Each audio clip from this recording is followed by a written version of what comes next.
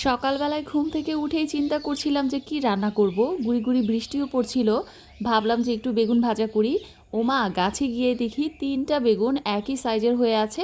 তো এখান থেকে একটু বড় সাইজের যেই 2টা বেগুন সেটা আমি তুলে নিয়েছি। আরও একটা মজার রেসিপি আজকে আমি আপনাদের সাথে শেয়ার করব, যেটা থাকলে ঘরে আপাতত মানে অন্য কিছু না থাকলেও চলে, মাংসের চেয়েও বেশি টেস্ট হয় আর রান্না করে নেওয়াটাও খুবই ইজি। আর রান্না করতেও একদম সিম্পল কয়েকটা জিনিস লাগে, শুধুমাত্র আলু, ডিম আর ডাল ঘরে থাকলে আপনারা এই চমৎকার রান্নাটি করে নিতে পারবেন।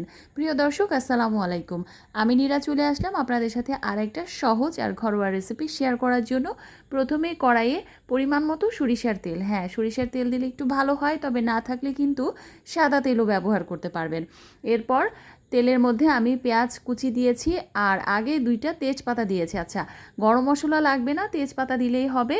এরপর আমি পেঁয়াজটাকে কিছুক্ষণ ভুনে নিয়ে এর মধ্যে গুঁড়া মশলা যেমন হলুদ, তারপর সামান্য মরিচ গুঁড়া আর ধনিয়া গুঁড়া আর জিরা গুঁড়া, এগুলো দিয়ে মশলাটাকে কিছুক্ষণ নেড়ে চেড়ে সামান্য পানি দিয়ে দিয়ে দিলাম হচ্ছে আদা রসুন পেস্ট। মশলার পরিমাণটা আমি এখানে বলবো না, কারণ যার যার রান্নার পরিমাণ অনুযায়ী মশলার পরিমাণটাও একটু কম বেশি হবে।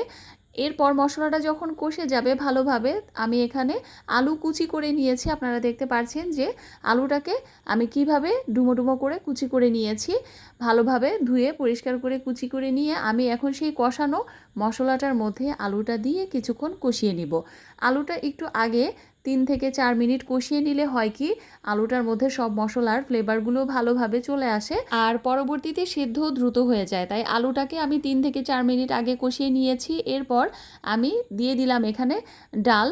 পরিমাণ মতো ডাল আমি ধুয়ে পরিষ্কার করে নিয়েছিলাম। এখন সেই ডাল আলুর সাথে দিয়ে কষিয়ে নিব। আর এই অবস্থায় কিন্তু যদি লবণটা আপনাদের একটু কম বেশি হয় চেক করে নিতে পারেন, আমি সামান্য একটু লবণ অ্যাড করেছি। আলু আর ডাল এখানে এই মিশ্রণটা কিন্তু একটু সময় নিয়ে কষিয়ে নিতে হবে। 2 থেকে 3 মিনিট আমি কষিয়ে নিলাম। তারপর যখন এভাবে একটু ভাজা ভাজা হয়ে যাবে, আমি এর মধ্যে গরম পানি পরিমাণ মতো দিয়ে দিচ্ছি। 2 কাপের মতো গরম পানি আমি এখানে ব্যবহার করেছি।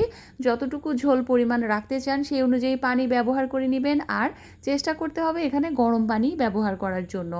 আচ্ছা, পানি দেওয়ার পর উপর থেকে কয়েকটা কাঁচামরিচের ফালি দিয়ে আমি এটাকে এখন ঢেকে কুক হতে সময় দিব 10 থেকে 12 মিনিটের মতো। 10-12 মিনিট পরেই কিন্তু ডালটা ভালোভাবে সেদ্ধ হয়ে যাবে আর আলুটাও সেদ্ধ হয়ে যাবে। এই অবস্থায় আমি হালকাভাবে আলতো হাতে একটু ঘুঁটা দিয়ে নিয়েছি, যেন কিছু ডাল আস্ত থাকে আর কিছু ডাল একটু গলে যায়। তো ডালটা সেদ্ধ হয়ে গিয়েছে।